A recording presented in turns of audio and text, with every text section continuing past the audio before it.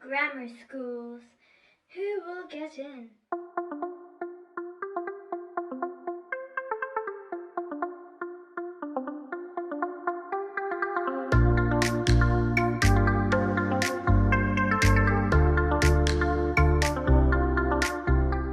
Today I'm going to be talking about what is likely to get you into a grammar school. Please check out my personal grammar school entrance exam experience to find out more. Well, personally, I did pass a few grammar school entrance exams. I have friends who did go to grammar schools and others who didn't. One of my friends who attended one of the best grammar schools studied really hard nearly every single day. They also started studying very early on. They went to special cram schools and they had very strict parents, and they also studied in the summer holidays, and also many past papers were done.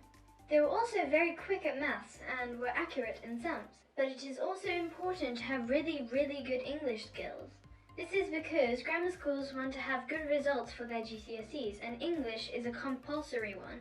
They like people who are good at these compulsory GCSEs.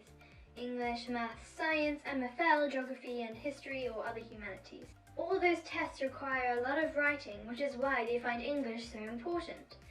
So your English writing ability is very important, since it will go to not just your English GCSE, but also all your other ones.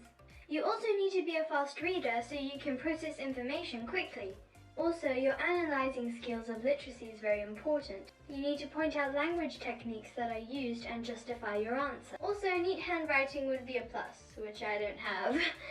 So when you take your 11+, you need to have an English ability that is about GCSE level. You also need advanced vocabulary for your age. You can achieve this by reading lots of books, magazines, watching lots of documentaries, but not leisure books. If you can do this when you're 10 or 11, that means GCSE won't be so hard for you.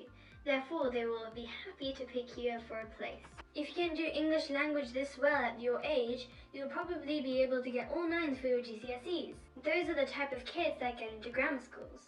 Once you get into a grammar school, they expect you to know and understand everything they teach you, even if they've only taught you it once.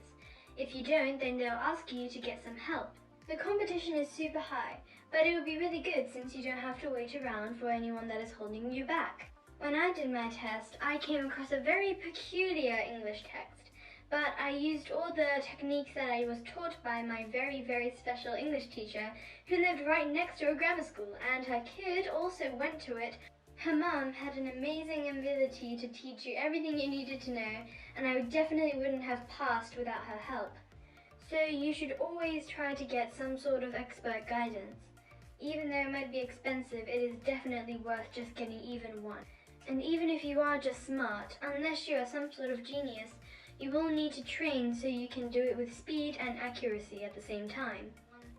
Also, it is important that if you want to go for one grammar school, you should search about it on the internet as much as you can. Ask a lot of questions, since there are lots of forums that will answer questions for you. Also, there are other people who would have probably asked the same questions that you have, so look for them as well. You might also want to ask some help from your teacher, but not all of them are so helpful. Also, if you know that the school you are going for is very hard to get into, since there is so much competition, then make sure you always have a second option.